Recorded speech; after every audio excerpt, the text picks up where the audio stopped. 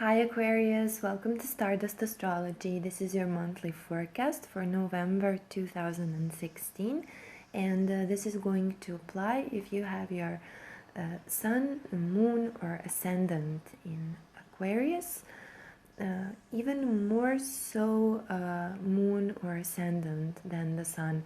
If we're talking about your Sun, then this is going to affect mostly your career and your overall sense of vitality, but with these influences that we are currently going through, this can affect your sense of self to a huge degree. I'm gonna come back to that. Now this can also apply if your Aruda Lagna is in Aquarius, in which case it is going to describe what the world around you perceives about you this month. And even if your Atma Karaka is in Aquarius, in which case you're going to feel it very personally. Now, since this is the first video and forecast that I'm doing for you guys, I feel the need to first cover those long-term influences that you are going through.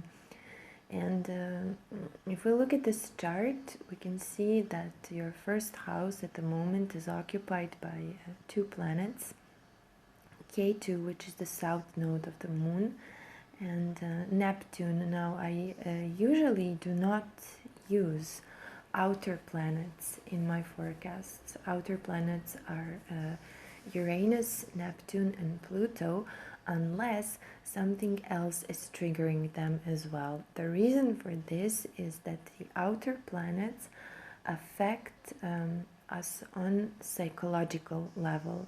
They need to be triggered by something, okay? And this month, this Neptune in your first house is triggered by a conjunction with K2, so I'm gonna use it in this forecast, and specifically for you guys, because it's happening in your first house.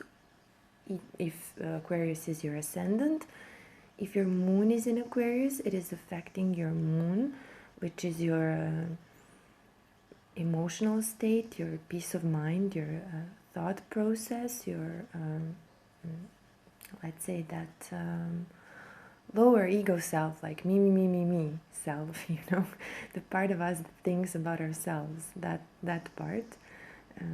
I also like to think of the moon as our limbic system, thought process affected by emotions. And if this is happening over your sun, it's gonna be a huge ego dissolvement at this time, but don't worry, we'll bear through it. That's the first influence. And the second influence, Saturn, which rules you guys, who is transiting your 10th house in Scorpio, and he has been there since November 2014. Now this means that since November 2014 your focus has most likely been on the impact that you are making out there in the world. It can be anything, you know, all of us impact the world around us one way or another. We perform certain actions which have certain consequences, and the things around us change. And for most of us, the biggest impact that we make is in our careers. So this is why we usually say that the 10th house rules your career and your social status and your position in the society, because if you have the position, you have some kind of authority to impact the world around you, right? But for example, for a mother who is a housewife, the impact that she makes in the world can be by bringing up several children, by being involved in their school activities. For somebody else, the impact into the world can be revolutionary, doesn't have to do anything with their career and so on. So that's the 10th house. So most likely, in the past 2 years, you have been very focused and working very hard, either trying to establish or promote or further develop your career or your business, either some other area where you feel that you have the most impact on the world. And simultaneously, starting from the 30th January 2016, the nodal axis, south and north of the moon, moved to Aquarius and Leo. And this transit can be a bit troublesome. First of all, because the energies of Ketu and Rahu are hard for us to understand because they are not very grounded energies. I don't think they're anything mysterious. Ketu and Rahu are, to put it simply, the energy life-sustaining vortex that keeps you on this planet. And if there were not for them, there would not be enough energy to sustain any life, including the life that is inside your body. Now, the trouble with Rahu and Ketu is that whenever you read something and learn something about astrology, is people say they bring havoc and they bring sudden changes, and that both of them are malefic and both of them are destructive. They can be. The reason for this is simply because we do not know how to channel them. If you know anything about the energetic system in the human body, you know that we have many energy centers and six like main energy centers, 6 chakras, which are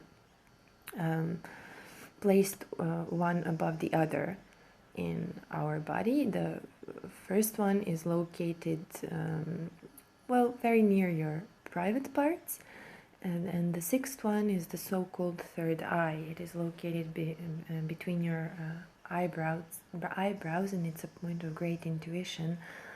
But the 7th chakra is located above your head and is actually the point through which this universal energy that gives you life enters your body and keeps you grounded. Okay? When this 7th chakra becomes activated, which happens with Rahu and Ketu energies, it can happen that we suddenly are more open to receive huge amounts of this universal energy, and it becomes hard to direct it. Okay? Now, Rahu and Ketu are the same thing. What is different is that through our psychological development, Rahu shows the periods when we are more likely to direct this huge amount of evolutionary and revolutionary, actually, energy outward and materialize it, while Ketu shows that this energy is directed inwards and is revolutionizing the energetic channels and the processes in our body, which can be difficult for body and psyche to process. That's all Ketu and Rahu actually are. Now, Aquarius is much more comfortable with Rahu energy because you guys are co-ruled by Rahu. Okay? Aquarius sign has 2 ruling planets. One of them is Saturn.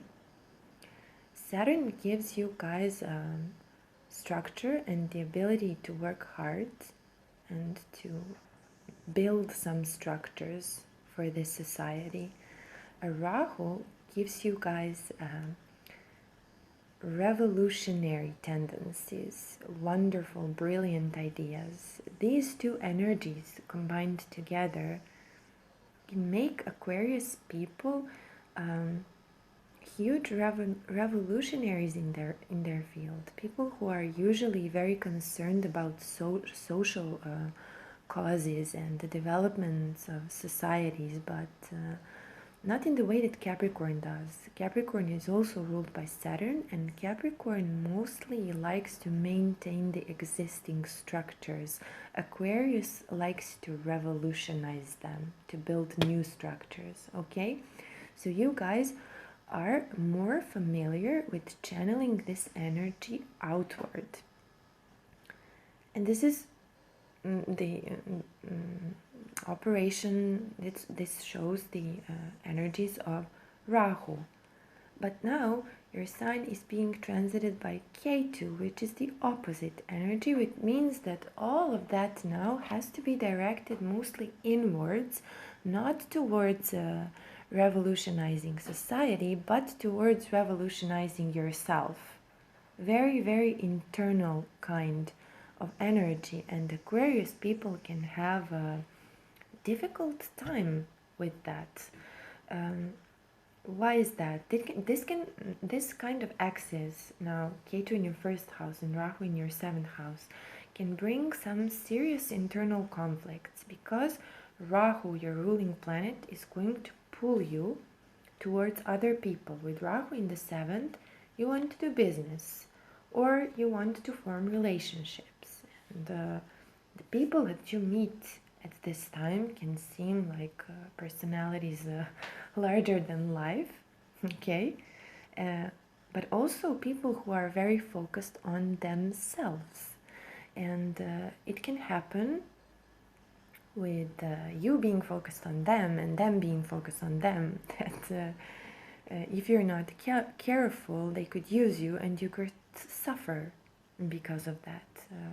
Ketu should give you, one thing that Ketu should give you is great intuition if you manage to, direct that energy inwards the way it should be directed. So at least you should know who you're dealing with. Your other ruling planet, Saturn, is in the sign of Scorpio, which is another sign of great intuition. So use those skills if you don't want to let other people use you at the moment, okay? Now, the way that Ketu, this huge energy that you are now downloading in large amounts, but you are not directing it outwards. It's more like you download a huge amount of energy, and then instead of outward explosion, which Rahu, your ruling planet, would normally do and change everything around himself, this is now imploded. Can you imagine a box or any kind of container with a huge amount of something? When it implodes, it can create internal chaos. Ketu can bring you higher levels of anxiety, because it's difficult for body and for mind to process these energies properly. It can also bring you some kind of disinterest in the outer world. But with Rahu in the seventh house, it's like going from one extreme to the other extreme. Like when the balance is not maintained. Let's say you put something very heavy on one part of the scales, then the other part is going to jump up, and then another eclipse or transit puts this heavy part on the other part of the scale. So it creates a kind of internal conflict between wanting to revolutionize either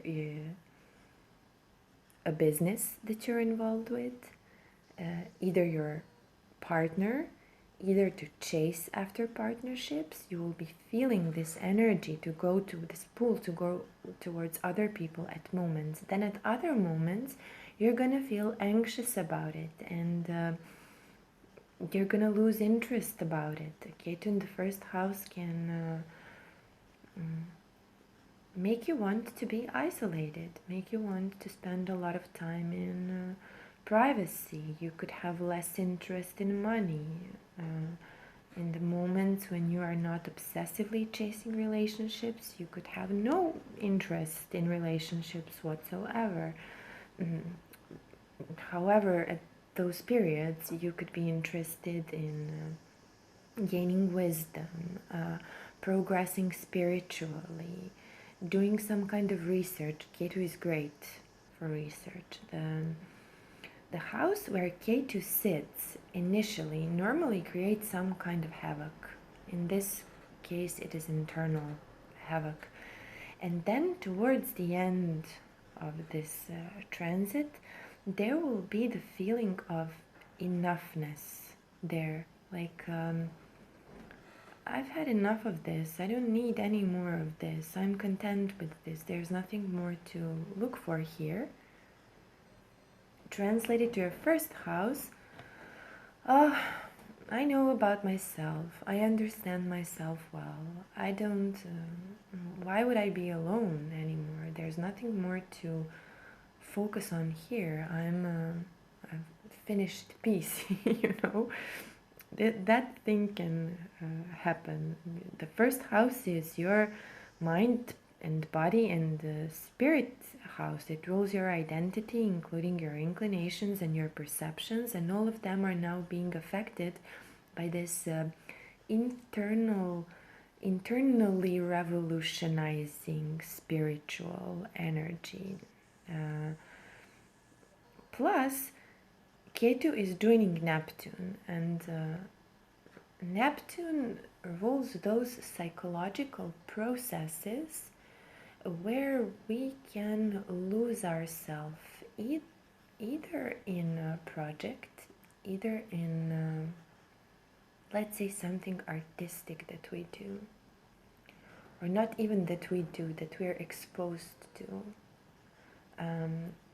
Like, for example, you play your favorite music and you just lose yourself. You lose the sense of time and space, and you know you're just spaced out.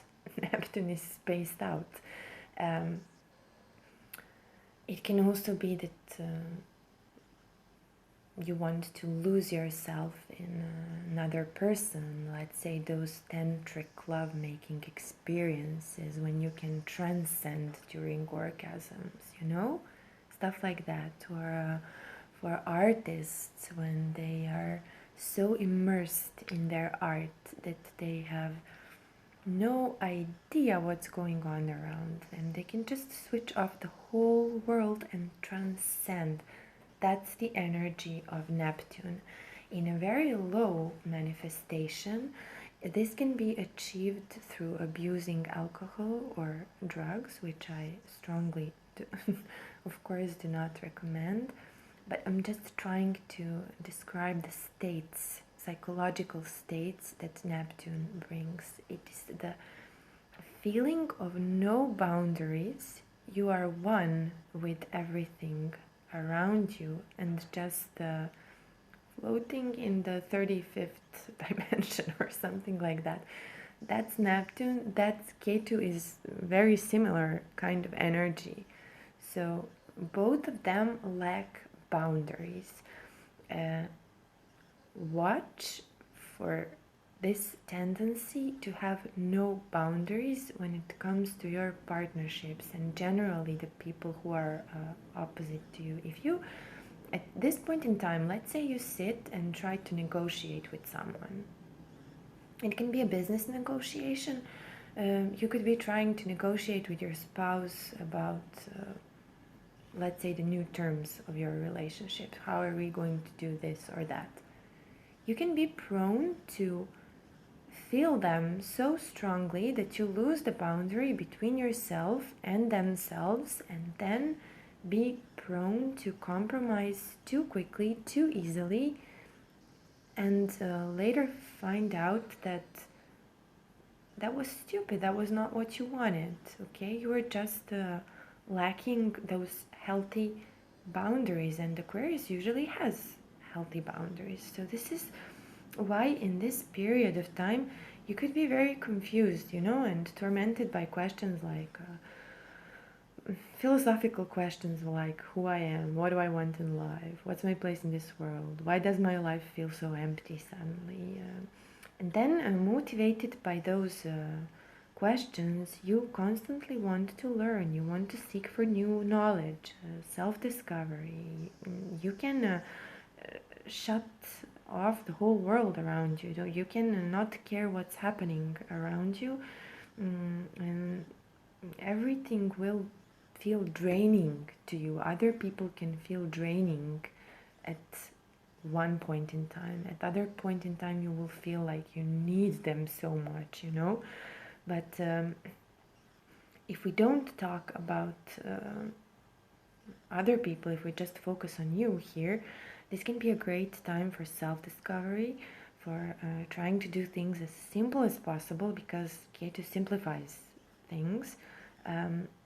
You could be very creative with this transit. Yeah, you can be a daydreamer and absent-minded, but this is also a very creative energy. If you are doing anything creative and you direct it towards the impact that you're making on the world with this Saturn in the 10th house, you could really make some serious impact on this world. But I will come to that in a bit.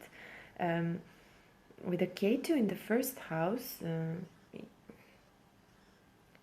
you are not a follower. People who are born with this know this very, very well. Ketu in the first house is not a follower. They have leadership abilities. They will always want to lead. They hate to follow anything or anyone. And they're very research oriented and perfectionists, so they can really make some breakthroughs in their career. But that's not problematic. That's the great part of this energy. But the problematic part is that it creates internal conflicts between yourself and the people across you. You know, literally, person who is sitting across you at a negotiation table, be it your wife or husband or your business partner, or even the masses. If you have to deal with the masses and crowds of people, this will be the anxiety conflict between, do I want to run away and withdraw, or do I want to go out and mingle with the masses? And it will be like, you know, one second I want one thing, the other second I want the other thing, and in the end I'm not happy with either of them, because, and all of this is okay, you're just trying to channel huge amounts of energy. After this transit you will not be the same, you will be internally changed. Okay, now with as I said, with Ketu and Neptune conjunction in the first house, both of these planets are very spiritual and, let's say, otherworldly. This is why we do not normally use Neptune when we are talking about other people and particular events. We only use Neptune to predict mass events because it rules the massive subconscious mind, and when it joins something else in your chart and makes a personal impact, then it will show a psychological change you're going through. And that's how I do this. Now, who is going to feel this the most? Well, those of you who have your Lagna or Ascendant or Sun or Moon or any other planet at around 15 degrees of Aquarius, you're going to feel this very strongly. The dissolving of boundaries of this planet. Whatever this planet rules, you will lose boundaries there. Okay? Just don't do anything stupid with that. Since both, I mean, not, if you do not put boundaries in the situation that requires boundaries, you can end up feeling like the ultimate victim. This is the low manifestation of these two energies, can be feeling like the ultimate victim of your circumstances. On the positive side, what can happen with this is literally you could have a spiritual awakening, huge spiritual progress. Sometimes this can happen through suffering, especially if with Rahu transiting your 7th house. Some people even go through divorces with these kinds of transits because, as I said, it is now time for huge changes, and you have to try to stay grounded and channel them properly. And the problem with this is that when Ketu is transiting your 1st house, actually people who should guide you are usually not there. If you try to ask for help, the help is usually not there. That's the problem with Ketu. It somehow isolates you from what you need. But with Jupiter transiting your 8th house, which is again a very spiritual, very deep house, a house of huge transformations, psychological processes. It can be extremely stressful, especially if Jupiter is transiting the 8th place from your moon. It can be a time of big stress and psychological issues coming up. So who can help you in this time period is usually people who are let's say astrologers or tarot readers or involved in any kind of occult science.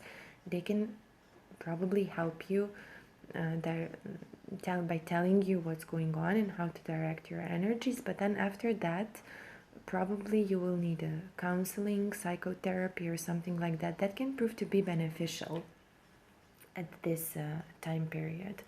Now, I cannot say anything particular without looking at a particular chart, right? But what usually happens when Ketu is in your 1st house and Rahu is in the 7th house is that if you pay attention, you can see your shadow now. And your shadow will be shown to you like a mirror through your partners. When I say shadow, I mean the repressed parts of yourself. If we look at any chart, this is our chart, right? My chart is my chart, your chart is your chart. It shows me. And the 7th house shows the least integrated parts of me or you or whoever chart this is. And what do we do with the least integrated parts? Well, we tend to project them on other people. We search for our other half, right? Somebody who is going to complement us, help us feel and experience those parts of us that we reject, that we do not integrate well. When Rahu transits your 7th house, it can bring into your life people who may seem larger than life. This is what Rahu in Leo will do. They can be people in high positions, leaders, celebrities, public figures, very, very shiny, kingly, dignified people. As I said, larger than life. And if I tell you that they are now your shadow and your partnerships are going fine, then there's nothing to worry about now. But if your partnerships are troublesome at this time of period, period of time, then the qualities of your partners now are the reflection of repressed parts of your personality. So the questions that you can ask yourself is, what about myself I do not see? Bam, your partner. What's great about them? What's irritating about them? That's exactly what you're rejecting about yourself. As a person, you have the right to be everything and anything and to change at any point in time. But usually we limit ourselves and we say, for example, I'm always responsible. That's not natural. There will be situations in life when you are not supposed to be responsible. Other people are supposed to take responsibility. So then what will happen? Since you reject your irresponsibility, it is going to come through other people. If you say, I'm always in the leadership position, that's not normal. There will be areas of your life where other people will lead better than you. It can even be the kitchen, you know. I hope you understand what I'm trying to tell you. Then, if you're always a leader, you will always get followers, someone who needs to lean on you strongly, right? Whatever you reject about yourself is going to be projected through people who are now your mirrors. So, ask yourself, what do I not allow myself to be? That's what you get in a partner now. So, let's say with Rahu in Leo, if your partner is acting like an attention whore, which is possible, it is possible that you do not seek enough attention for yourself, that you are too withdrawn at this point in time, or that you are hiding behind your partner, or that you are. If you're trying to put your partners on a pedestal at this time, which is possible with Rahu in Leo, it is literally a pedestal. Be honest with yourself. Ask yourself, what am I trying to get for myself by putting them on the pedestal? This is what we always do when we glorify other people or act as a doormat to another person, or let them take the sorry guys, the part of control over our life which we are not supposed to give away. You're not supposed to give away your personal power, right? It is always some psychological game where you're hoping to gain something in return. It never happens. Unconditionally. Unconditional love on Axis 1-7, me and my partner. This is the largest delusion that the world has ever put on us, or one of the biggest, let's say. There is no such thing. If you're trying to love them unconditionally, you are going to make such damage to the balance between axis 1 and 7 requires balance. That's where you need to balance your crap all your life. Me, my partner, me, my partnership, right? It needs to stay balanced. It will never be perfectly balanced, but the oscillations are much more handleable. That's not even a word. You can handle them much more successfully if they are smaller oscillations. If you are giving unconditionally, well, I can just say that you are making a huge disbalance on this axis, and it's gonna come bite you in the ass, okay?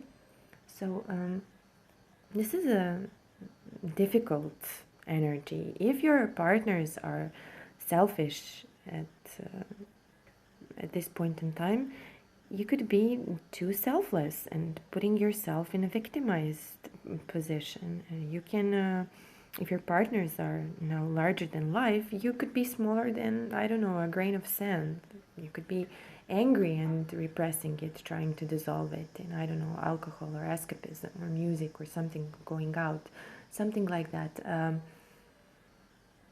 It's okay to not know how to direct this energy properly, because there are huge amounts of energy.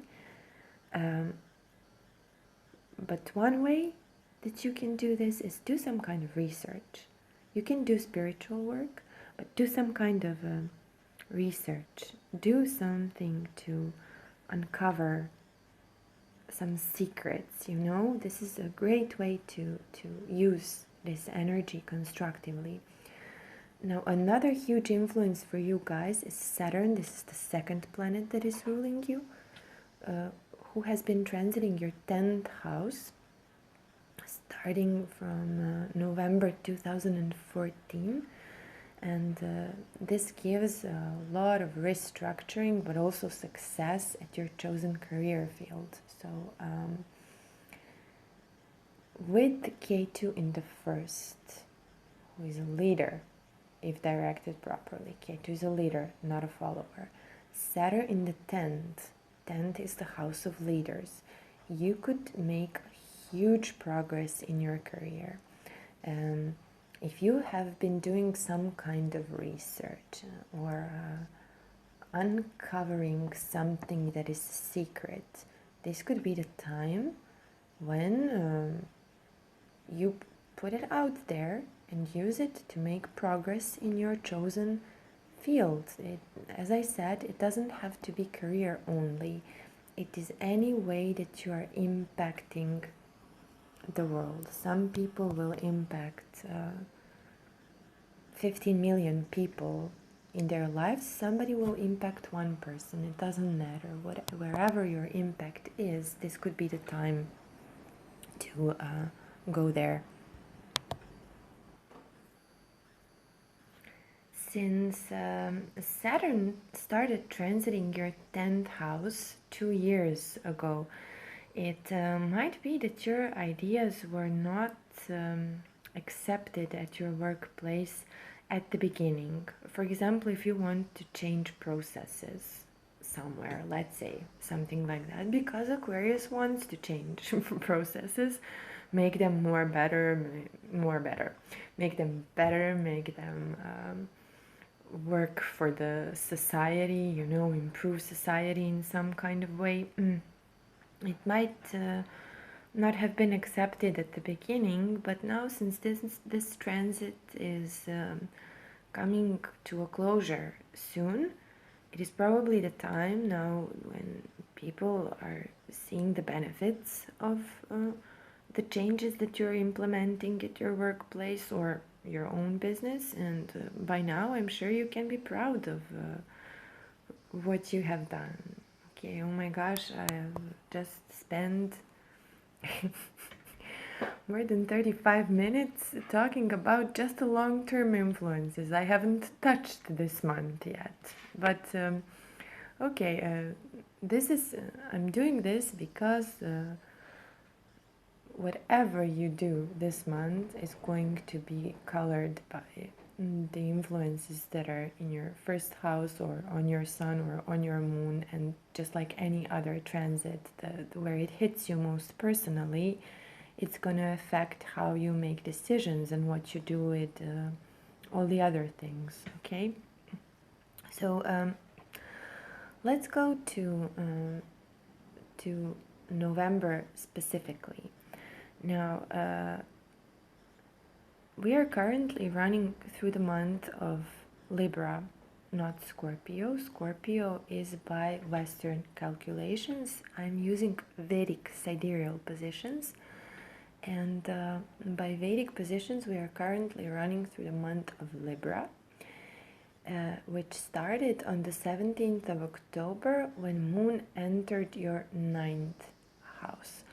Now, not Moon, Sun. Sun entered your 9th house, and the house where Sun goes, it shows it throws some light on the areas covered by that house, and it shows where our focus is at this month. And for you guys, this is happening in the 9th house, which is a much easier place than the last new moon. Last new moon was in your 8th house. Again, great for research. I mean, Aquarius people who are into some kind of research, they can do really well with these kind of transits. For those of you who are not, they can be a bit more difficult. So that's why I suggest, again, go research something that interests you. Now, Sun in Libra in your ninth house has been putting the focus either on your postgraduate studies, PhD studies, or if you are a lecturer, on your lectures. If you are none of that, probably on your, let's say, your beliefs, higher beliefs, your life philosophy. You've been thinking or putting your energy there, you know, what am I doing with my life, that kind of stuff. And with Sun in Libra, this what am I doing with my life, thinking with all the other influences that you have, cannot be very productive. So do not take to heart whatever comes as the answer in the first half of October. I hope you haven't, because on October the 30th we have a new moon there in your ninth house, and the new moon suggests new developments there. Whenever we have a new moon, lunar and solar energies, which are our feminine and masculine energies, like yin and yang, both, everybody has both of them, but they come together and they are now able to create a new life in one area of your life, and meaning to create new developments. Every lunar cycle is 28 days long, and the things are best started in the first half of the lunar cycle, because after the full moon the energies have reached their peak and there is no further development. Things can only fall down and diminish in intensity and in progress, okay? So whatever you start, you want to start in the first 2 weeks after a new moon, always. I wouldn't start things on the day of the new moon, because the energies of the sun are blotted out by moon, which means that our consciousness at that point in time is a bit lower than usually, okay? So you might not see things clearly on the day of the new moon and several days around, but when the fog starts to clear,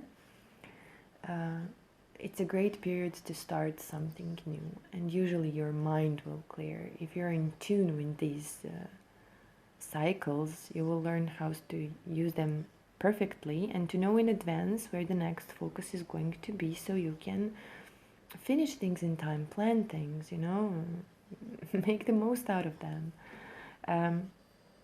Now, with the new moon in your ninth house, it could be that you are enrolling some postgraduate studies or a PhD.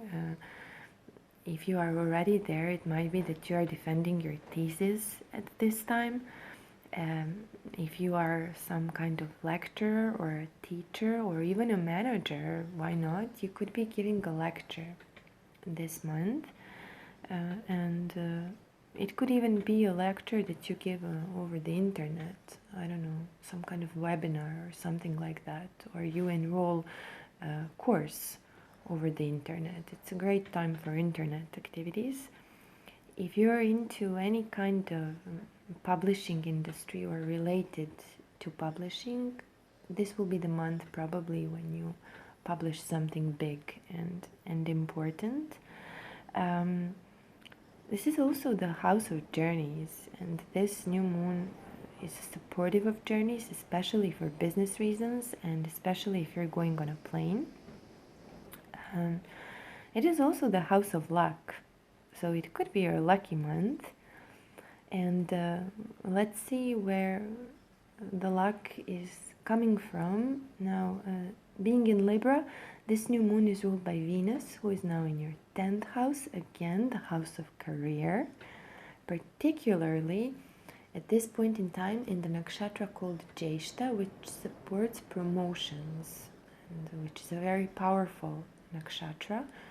Conjuncting Saturn, you have been preparing ground for this for a while, and it can mark something permanent, okay? Like, for example, a lecture that you give and it has impact on your career, a business trip that you take and has impact on your career, Simultaneously, this new moon is happening in the nakshatra called Swati, and nakshatra is ruled by Rahu. Aquarius is co-ruled by Rahu, which means that this is a supportive energy for you guys, a kind of familiar energy.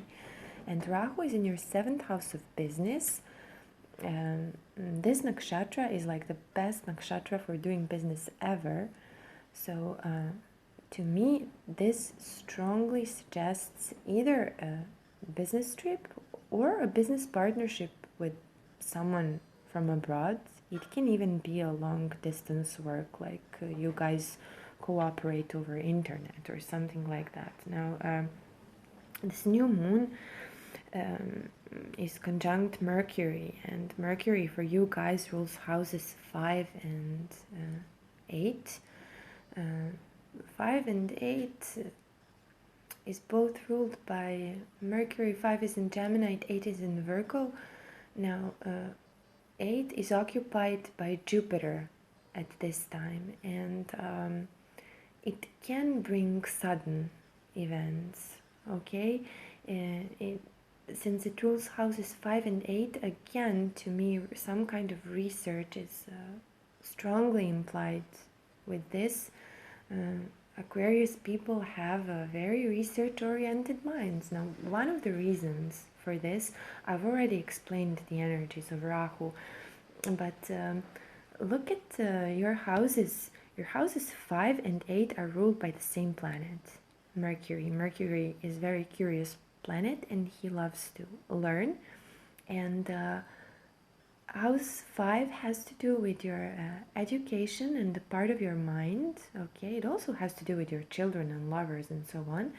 And the house 8 has to do with, again, research, our psychological issues, our subconscious mind, those sudden ups and downs in life caused by our compulsive behaviors that we are not aware of. So for you guys, the same planet rules this. So Aquarius have very research-oriented mind, but then again they can have some, let's say, sudden developments in their love lives. They can be prone to secret affairs. Yes, Aquarius, you can. Also, they can have issues with children where suddenly this happens or that happens. Now, all of this, the planet which rules all these areas is joining this new moon in the 9th house, so it can even be a secret love affair on a business trip. Why not? This new moon can support something like that, but it can also be that if you were involved in any kind of scandalous activities, let's say this month, now it gets published or discovered, just one of the possibilities. This new moon in Swati supports movement, so it can be a good for business trips, although Jupiter in the 8th house can make these business trips a bit stressful, just so you know that. It supports spreading the word, it supports publishing, taking a new course, defending your thesis, enrolling a PhD or master. It can be something that will later help you at your career, you know, or taking a course that will help you at your work, okay? It can also be that you find a business partner from a different country with this Rahu in the 7th house and this new moon in the 9th. Just be careful. You don't want this person to, you know, cheat on you, take the money out of you or anything like that, because at this point in time you could enter, yes, this can be good for you, mostly good for your reputation, but yeah, it can be a partnership which is good for your reputation. One possibility. Other possibility, it could also ruin your reputation depending on how smartly you play this. But it can be the kind of partnership which benefits financially the other person more, okay? So just check things, not twice, like 10 times. Check them 10 times. Ask somebody who is not having Rahu Ketu transit in their first house to to check them. Okay. On the positive side, this can bring a lucky relationship, a sudden lucky relationship. Why not? Fifth house in the ninth, the Lord of the eighth in the ninth, yes, in the house of luck. Venus is together with Saturn. It can bring a sudden lucky relationship. Although this new moon in Swati will tend to start as something not very stable, but has a great potential to grow into something stable over time. Now, right after this new moon, Mars, who has been transiting your 11th house for the past 6 weeks before this new moon, is now moving into your 12th house. And Mars in the 12th, with Mars in the 12th house, you can feel a bit tired. You can feel a lack of energy. For you guys, Mars rules houses 3 and 10. With the 3, house 3 is about, it has to do with your communication skills, it has to do with your interaction with the world, and it has to do with with desires, but desires like things that you want to pursue for yourself, and you don't care what anybody else thinks about that. We know that Aquarius doesn't care about what anybody else thinks about their ideas, right? You guys don't need a lot of approval. And one of the reasons for that is that your third house of that kind of desires is ruled by Mars, and Mars is the most unruly planet. He does whatever he wants. But and in the 11th house, it was great for gains, for let's say chasing after your bigger, higher dreams and long-term goals, and big projects, and investing a lot of energy in expanding your social circle. But now when he moves into Capricorn, you could feel more need for isolation and some private time. Now 12th house with the third lord in the 12th house, this is again great for research, or it can be good for travel, because when we have both houses 9 and 12 activated, traveling is a strong possibility. Okay, it also rules the house of your sorry guys, I'm getting a bit tired now. The 10th house of your social standing and your career. So when Mars rules in the 12th house, it can again be either dealing with foreign countries and foreigners, or traveling for business. Or one possible thing with this could be a loss of reputation. But why? It can be the case if you get involved into a triangular relationship with somebody from work, which is possible with Jyeshta Nakshatra in the 10th being activated. It can end this Rahu Ketu chaos in the 1st and 10. It could bring about issues with your reputation. Okay, so be careful of that. It can also bring strong sexual desires in this position, especially in Capricorn. You will want to do it for a long time, long lovemaking. Now, on the 9th of November, Mercury moves into your 10th house of Scorpio. On the 16th of November, right after the full moon, I will come to the full moon in a second, Sun moves in your 10th house. This is a lot of focus on your 10th house, which is a very public place. Again, the house of your reputation. And all of this is now ruled by this Mars in the 12th. It can indicate, again, a lot of cooperation with foreigners, because your 12th house and your 10th house are now working together. And it can also be great for, again, people involved in research, people who are in any kind of Scorpio fields or environments. And especially if we combine Scorpio related fields and your 12th house, we can get surgeons, doctors, healers, people who work in hospitals. We can also have people who work with foreign, let's say, oil companies, I don't know, gas imports, stuff like that, okay? Or, well, maybe some other kind of foreign organization, depending on the positions that you have in your natal chart. But this is in November. Your 12th and 10th house are working together.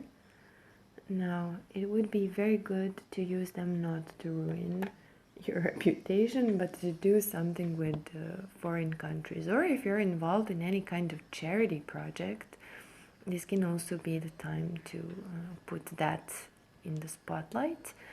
On the 7th of November, Venus, who rules your fourth and ninth house, is going to Sagittarius, which means that maybe you will want to spend more time in company of women, your female friends, or some foreigners could be joining your social circles. They could be women who are living abroad. You will derive, that's where you will derive your pleasure and peace of mind during this time.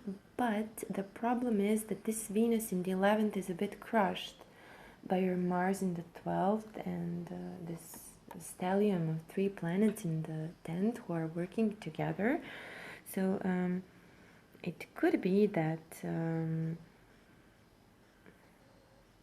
I don't know, with Mars in the 12th, you could be having some expenses on something that would enhance your social status, or it could be that you would feel pleasant in a female company at the moment. That is where your pleasure would come from, but you can't because you're too involved in your career matters. So you leave your female friends, hanging over there, or your family hanging loose. They could be a bit, they could suffer a bit if you neglect them this month. Now, this is not the transit that will be following you throughout the month, no, but during several days in November, you're going to feel this.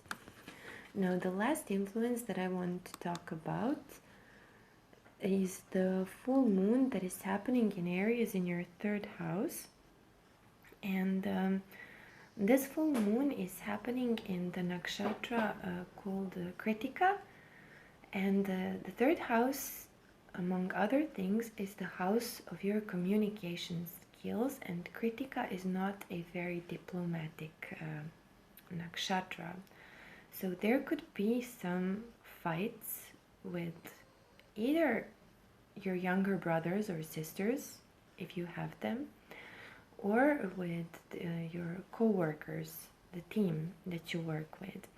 There could be that you have to make some quick decision regarding, let's say, the team that you work with.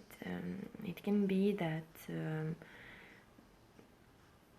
and with Mars, who rules this 12th house and who rules this full moon gone to your 12th house, this can be that you feel like the efforts that you're putting are going to nothing, you know, going to waste, or that you make a decision but it turns out to be a bad decision, or that you decide to end something, either end a relationship with one of your teammates, let's say, or friends or neighbors, people in your immediate environment, or that you decide to end something in the relationship of some of your younger siblings. This can happen because Mars is in the house of endings here. It can be an argument that ends something because you will not be very diplomatic at this time.